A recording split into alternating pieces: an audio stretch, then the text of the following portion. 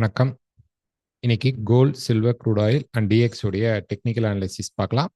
அந்த வீடியோக்குள்ள போகிறதுக்கு முன்னாடி இந்த தளத்தை சப்ஸ்கிரைப் பண்ணாமல் இருந்தீங்கன்னா சப்ஸ்கிரைப் பண்ணிங்க. கூட பெல் ஐக்கானை கிளிக் பண்ணிங்க. அப்போ தான் நாங்கள் வீடியோஸ் போட்டோன்னே உங்களுக்கு நோட்டிஃபிகேஷன் வரும். ஸோ காலையில் டெலகிராமில் ஒரு சேனல் அனலைசிஸில் வந்து கோல்டை பற்றி போட்டிருந்தோம். அதை பற்றி இன்னைக்கு பேசுவோம், இந்த வீடியோவில் பார்ப்போம்.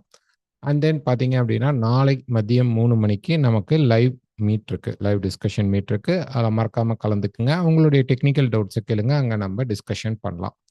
ஸோ ஃபர்ஸ்ட் நியூஸஸ் பார்த்தலாம். இன்னைக்கு பார்த்தீங்க அப்படின்னா மார்க்கெட்டுடைய நியூஸ் அப்படின்னு நம்ம பார்க்கும்போது நமக்கு மண்டே மார்க்கெட்டில் வந்து ஐஎஸ்எம் மேனுஃபேக்சரிங் நெகட்டிவாக வந்துச்சு. இன்னைக்கு வந்து ஸ்பீச்சஸ் தான் இருக்கு. நாளைக்கு தான் நமக்கு வந்து ஏடிபி நான் ஃபார்ம் எம்ப்ளாய்மெண்ட் சேஞ்ச், அதுக்கப்புறம் ISM service BMI and job opening இருக்கு. இது ரெண்டுமே டேட்டா வந்து ரொம்ப ரொம்ப முக்கியமான டேட்டா. அதுக்கப்புறம் அன்எம்ப்ளாய்மெண்ட் கிளைம் இருக்கு. ஸோ வெள்ளிக்கிழமை 7 மணிக்கு பார்த்தீங்கன்னா நமக்கு நான் ஃபார்ம் பேரோல் இருக்கு. ஸோ இது வந்து ரொம்ப ரொம்ப இம்பார்ட்டண்டான நான் ஃபார்ம் பேரோல். ஏன்னா நமக்கு வந்து ஆல்மோஸ்ட் டிசம்பர் ஃபுல்லாகவே டேட்டாஸ் இருந்தது. ஸோ அந்த டேட்டா வச்சு இப்போதைக்கு பார்த்தீங்கன்னா ஒரு பாசிட்டிவ் மூவ் வரதுக்கான சைன் சொல்கிறாங்க. அண்ட் அதை மட்டும் பார்க்கக்கூடாது, hourly earnings and unemployment rate பார்ப்போம். ஸோ அதுக்கான வீடியோ வந்து உங்களுக்கு ஃப்ரைடே வரும். நாளைக்கு லைவ்ல கூட அதை நமக்கு ஏதாவது செட்டப்ஸ் கிடைச்சா அதை பற்றி நம்ம டிஸ்கஷன் பண்ணலாம். ஸோ இன்னைக்கு டேட்டா அப்படிங்கிறது பெருசாக கிடையாது, நாளைக்கு தான் இருக்கு. First dollar index. So dollar index பொறுத்த வரைக்குங்க மார்க்கெட் வந்துங்க சிம்பிளாக நம்ம இந்த மார்க்கெட்டை வந்து பார்த்தோம் அப்படின்னா மார்க்கெட் வந்து ஒரு குறிப்பிட்ட லெவல்குள்ளே தான் மார்க்கெட் ப்ரைஸ் இருக்குது. இப்போ இந்த ட்ராப்புக்கு அப்புறம் மார்க்கெட் பார்த்தீங்க அப்படின்னா இந்த ஏரியாக்குள்ளே தான் ப்ரைஸ் வந்து நிற்குது. ஓகே, ஸோ அப்போ ப்ரைஸ் வந்து இப்போ எங்கேருந்து வந்துட்டு இருக்கு? இப்போ ஒரு உதாரணமாக ப்ரைஸ் இங்கே ஆரம்பிச்சு மேலேருந்து வந்த ப்ரைஸ் கீழே வந்து எண்டப் ஆகுது. திருப்பி கீழே ஆரம்பித்த ப்ரைஸ் மேலே போய் எண்டப் ஆகுது. அங்கே ஆரம்பித்த ப்ரைஸ் கீழே வருது, கீழே இருந்து மேலே போகுது. இப்போ நமக்கு என்ன ட்ராவல் நடந்துட்டு இருக்கு அப்படின்னு பார்த்தா மேலேருந்து கீழே வர ட்ராவல் தான். ஓகே, ஸோ இது ஆகாமல் மார்க்கெட் மேலே பிரேக் அவுட் ஆகுமா அப்படின்னா இப்போதைக்கு அதுக்கு சான்சஸ் கிடையாது. ஒன் மோர் டவுன் சைடு வந்ததுக்கப்புறம் வேணால் நம்ம வந்து அப்சைட் மார்க்கெட்டை எதிர்பார்க்கலாம். அப்போ டாலர் இண்டெக்ஸ்க்கு அப்படிங்கிறது வந்து கிட்டத்தட்ட நம்ம வந்து நான் ஃபார்ம் பெரோலையே இது வந்து ஒரு நெகட்டிவான ஷேட் வரதுக்கான பாசிபிள் தான் இருக்குது. இல்லை இது வராமல் மார்க்கெட் வந்து ஒரு கரெக்ஷனுக்குள்ளே போகுது அப்படின்னு நம்ம வச்சுக்கிட்டோம் அப்படின்னோம்னா இப்போ மார்க்கெட் பார்த்தீங்க அப்படின்னா இந்த பர்டிகுலர் இடத்துல இந்த இடம் நீங்கள் எடுத்துக்கலாம். ஓகே, ஸோ மார்க்கெட்டில் இந்த இடத்துல இப்போ ப்ரைஸ் வந்து இந்த ஹைக்கு மேலே கிட்டத்தட்ட 99 அப்படின்னு ரவுண்டாக வச்சுக்கோங்க. இந்த ஹைக்கு மேலே பிரேக் பண்ணி க்ளோஸ் பண்ணி நின்றுட்டா ஒரு 4 ஹவரில் அப்போ தான் டாலர் இண்டெக்ஸ் மேலே போகிறதுக்கான பாசிபிள் உண்டு. இப்போ ப்ரைஸ் இங்கே வந்துட்டு இங்கே பிரேக் அவுட் திருப்பி வந்து லோ பிரேக் ஆகி கீழே போகிறதுக்கான பாசிபிளும் நிறையா இருக்கு. புரியுதுங்களா? இதுதான் மார்க்கெட்டில் இருக்கக்கூடிய இப்போது இருக்கக்கூடிய ரெசிஸ்டன்ஸ் ஏரியா. ஓகே, 98.8 இருக்கும். 99ங்கிற ரவுண்ட் ஃபிகராக நீங்கள் வச்சுக்கோங்க. அதை பாஸ் பண்ணி போதான்னு பார்க்கலாம். அது போகாது. மேக்ஸிமம் மார்க்கெட் இந்த இடத்துல இப்போ வந்து இந்த இடத்துல ஒரு சின்ன சப்ளை ஜோனும் நமக்கு கிரியேட் ஆயிருக்கு. அதனால மார்க்கெட் இந்த ஏரியாவுக்கு வரும்போதே செல்லிங் பாயிண்ட் மார்க்கெட்டில் கிரியேட் ஆகிறதுக்கான பாசிபிள்ஸ் வந்து நிறையா இருக்குது. ஈவினிங்கில் ஸ்பீச்சஸ் வரும்போதும் டாலர் இண்டெக்ஸ் இறங்கலாம், அல்லது மார்க்கெட் வந்து ஈக்குவலாக இந்த சப்ளை ஏரியாக்குள்ளே போய் நின்றுட்டு நாளைக்கு நியூஸில் மார்க்கெட் இறங்கிறதுக்கான பாசிபிள்ஸ் வந்து அதிகமாக இருக்கும். ஆயில் பொறுத்த வரைக்கும் வெனிசுலா ப்ராப்ளம்னால ஆயில் வந்து கொஞ்சம் கீழே விழுகிறது வந்து தற்காலிகமாக நின்றுருக்கு. பட் ஆனால் மேலே போகுமா அப்படிங்கிறது அடுத்தது வெனிசுலாவில் இருக்கக்கூடிய அட்டாக்ஸ் இதெல்லாம் பேஸ் பண்ணி தான் வரும். ஸோ மார்க்கெட் வந்து இந்த ரெசிஸ்டன்ஸை பிரேக் பண்ணுது வந்து ஒரு எக்ஸ்பேன்ஷன் மாதிரி நமக்கு போயிட்டு இருக்கு மார்க்கெட்டில். இந்த கரெக்ஷன் மார்க்கெட்டே வந்து பார்த்தீங்கன்னா இப்படி எக்ஸ்பேண்ட் ஆகி நமக்கு மார்க்கெட் வந்து மூவ் ஆகிட்டு இருக்கு. ஸோ இப்போ அந்த ரெசிஸ்டன்ஸை நிற்குது. ஸோ இந்த ரெசிஸ்டன்ஸை மார்க்கெட் பிரேக் பண்ணி இந்த சப்ளையை பிரேக் பண்ணால் மட்டும்தான் ஆயில் வந்து மேலே போகும். இல்லை அப்படின்னா இங்கே கொஞ்சம் இப்படி ஃபேக்காக பிரேக் ஆனால் கூட மார்க்கெட் ஒன் மோர் ட்ராப் கொடுக்கறதுக்கு பாசிபிள்ஸ் வந்து நிறையா இருக்கு. ஸோ இந்த இடத்துல நம்ம வந்து கேர்ஃபுல்லாக பார்க்கணும். பிரேக் அவுட் ஆனால் மட்டும் பை எடுங்க. இந்த வெனிசுலா ப்ராப்ளத்தை பேஸ் பண்ணி ஆயில் மேலே போயிடும் அப்படின்னு நம்ம சொல்ல முடியாது. யூஎஸ் பேஸ் பண்ணி தான் பார்க்கணும். யூஎஸோடைய ரிஃப்ளெக்ட் என்ன ஆகுது, அடுத்தது என்ன ஸ்டெப்ஸ் எடுக்கிறாங்க அப்படிங்கிறது தான் நம்ம மெயினாக பார்க்கணும். ஓகே, ஸோ இந்த இடத்துல ஆயிலுக்கு வந்து ஒரு கெயின் இருந்தாலுமே உடனடியாக ஒரு மேசிவான பை அப்படிங்கிறது இருக்காது. ரொம்ப சாலிடாக தான் மார்க்கெட் வந்து ரியாக்ட் பண்ணும். ஈரானில் அட்டாக் நடக்கும்போது பார்த்தீங்க அப்படின்னா நமக்கு வந்து இந்த மாதிரி ஒரு பெரிய கேப் அப் கேப் டவுன் மார்க்கெட்டில் நடந்துச்சு. இந்த மாதிரி ஒரு பெரிய கேப்ஸ் டக் டக் டக்னு மேலே போயிட்டு மார்க்கெட் அது ஷட் டவுன் உடனே வந்துச்சு. அந்த மாதிரி இங்கே வராது. பட் ஸ்லோவாக மார்க்கெட் போகும். ஏன்னா ஒரு சப்போர்ட் லெவல்ஸில் நிற்கிறனால, மல்டி சப்போர்ட் லெவல்ஸில் நிற்கிறனால ஒரு ஷார்ட் டேர்ம் கரெக்ஷன் மாதிரி தான் இருக்கிறதுக்கு சான்சஸ் இருக்குது. ஸோ அப்கமிங்கில் அது கொஞ்சம் அந்த எக்கனாமிக் ப்ராப்ளத்தை பேஸ் பண்ணிவிட்டு ஆயிலை எடுத்துக்க ட்ரை பண்ணுங்கள். சில்வர். ஸோ சில்வர் பொறுத்த வரைக்கும் ஒரு டே ஃப்ரேம் எடுத்துக்கிட்டோம் அப்படின்னா ப்ரைஸ் பார்த்தீங்க அப்படின்னா இப்போ புல்லிஷில் தான் இருக்குது, ரேலியில் தான் இருக்குது. ஸோ இங்கே ஒன் மோர் ஹைக்கு போகிறதுக்கு சான்சஸ் இருக்குது. அதுக்கப்புறம் தான் ஒரு ஷார்ட் டேர்ம் கரெக்ஷன் வரதுக்கும் வாய்ப்புகள் இருக்குது. ஹை போகாமல் மார்க்கெட் கரெக்ட் ஆகலாமான்னா அதுவும் ஆகலாம், கரெக்ட் ஆகிறதுக்கும் பாசிபிள்ஸ் இருக்குது. ஸோ இப்போ பார்த்தீங்கன்னா இந்த சப்போர்ட் லெவலில் மார்க்கெட் வந்து நல்லா பிரேக் பண்ணணும். பிரேக் பண்ணால் தான் நம்ம அந்த கரெக்ஷன் எடுத்துக்க முடியும். ஸோ இப்போ நடந்துட்டு இருக்கிற இந்த ஸ்ட்ரெச்சரை நம்ம இப்படி பார்த்தோம் அப்படின்னா இதுவுமே நமக்கு வந்து அப்சைட் மூவ்மெண்ட்டில் தான் இருக்குது ப்ரைஸ்.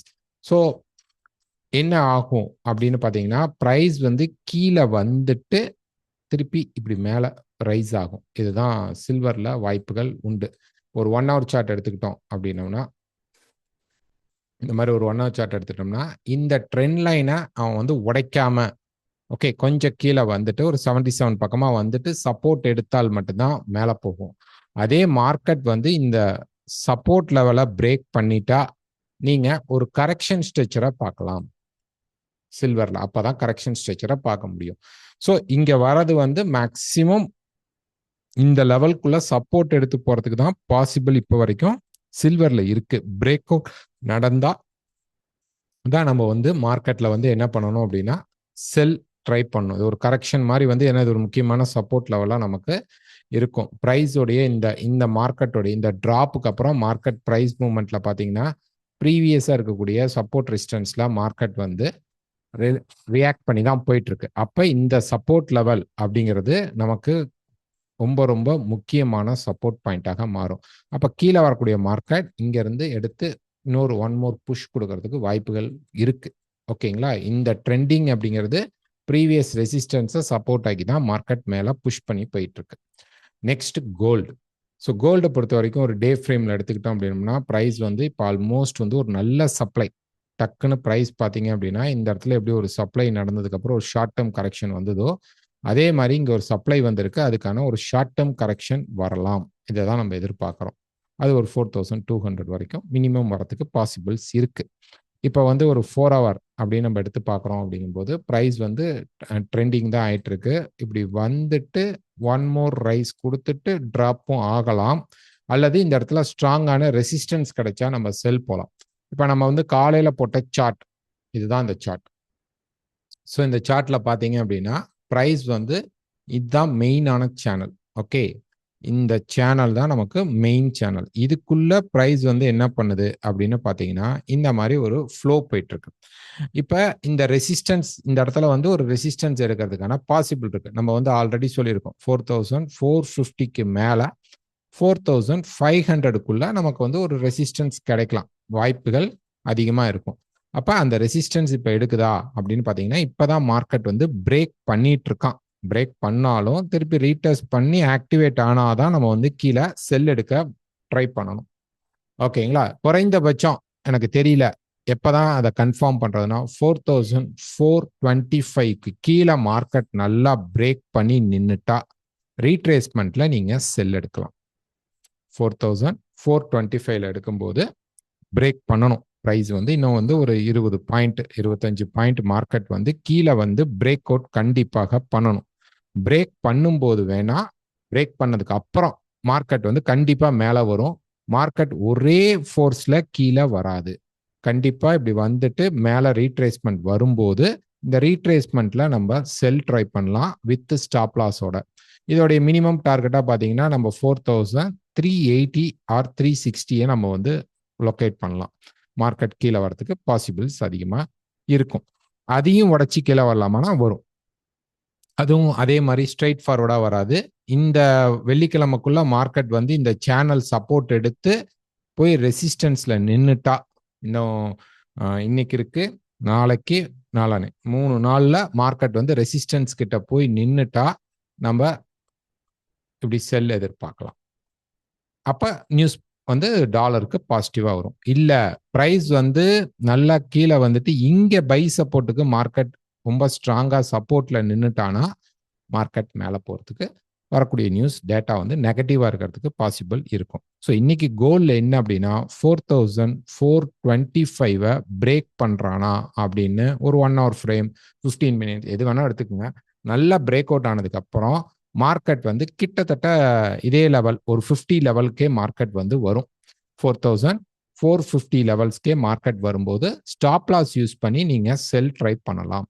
ஓகே, ஸோ இன்னைக்கு டேட்டா இல்லாதனால கொஞ்சம் ஸ்லோவாக தான் இருக்கும். நாளைக்கு தான் மேபி நமக்கு வந்து ஒரு ட்ராப் கிடைக்கிறதுக்கு பாசிபிள் உண்டு. இல்லை ப்ரைஸ் வந்து அந்த 4425 பிரேக் பண்ணலை, திருப்பி மேலே போனால் வெயிட் பண்ணி இந்த ஏரியாவில் ரெசிஸ்டன்ஸ் கிடைத்தால் மட்டும் நம்ம செல் ட்ரை பண்ணணும். ஓகேங்களா? மார்க்கெட் வந்து ஒரு குறிப்பிட்ட லெவல்லையே மார்க்கெட் அப்ஸ் டவுன்ஸ்னு மூவ் ஆகிட்டு இருக்கு. இப்போ நான் வந்து இதை வந்து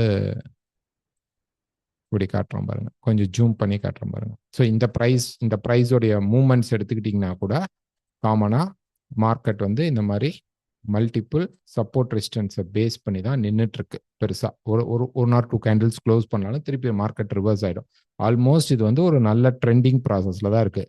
அப்போ நமக்கு ஃபைனலாக வந்து இந்த சப்போர்ட்டையாவது மார்க்கெட் நல்லா பிரேக் அவுட் பண்ணிட்டு ரீட்ரேஸ்மெண்ட் பண்ணாதான் நம்ம செல்குள்ளே போகணும். இவ்வளோதான் கண்டிஷன்.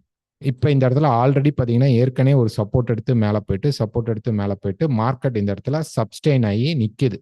ஓகே, ஸோ இந்த 15 minutesலேயே பார்த்தீங்கன்னா இந்த இடத்துல மார்க்கெட் சப்ஸ்டெயின் ஆகி நின்றுட்டு இருக்கு.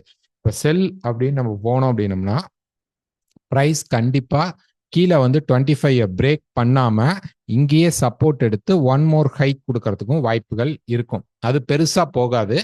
இங்கேருந்து மேலே வந்து போய் திருப்பி ரெசிஸ்டன்ஸ் இதே மாதிரி எடுக்கிறதுக்கு பாருங்க, இந்த மாதிரி ஸ்டேஜஸை ஃபார்ம் பண்ண ஆரம்பிச்சிடும். அப்புறம் ஃபைனலாக ஏதாவது ஒரு சப்போர்ட் லெவல் பிரேக் ஆகும்போது தான் மார்க்கெட் கீழே வர வாய்ப்புகள் உண்டு. ஸோ நாளைக்கு நடக்கிற லைவ் மீட்டில் நம்ம இன்னும் கொஞ்சம் டிஸ்கஷன் பண்ணலாம். அதில் நமக்கு நான் ஃபார்ம் பேரோல என்ன மாதிரி ஃபார்மேஷன் வரும் அப்படிங்கிறதையும் நம்ம பேசலாம். ஸோ இந்த வீடியோ பிடிச்சிருந்தா மறக்காமல் லைக் பண்ணுங்கள், ஷேர் பண்ணுங்கள், கமெண்ட் பண்ணுங்கள். தேங்க்யூ.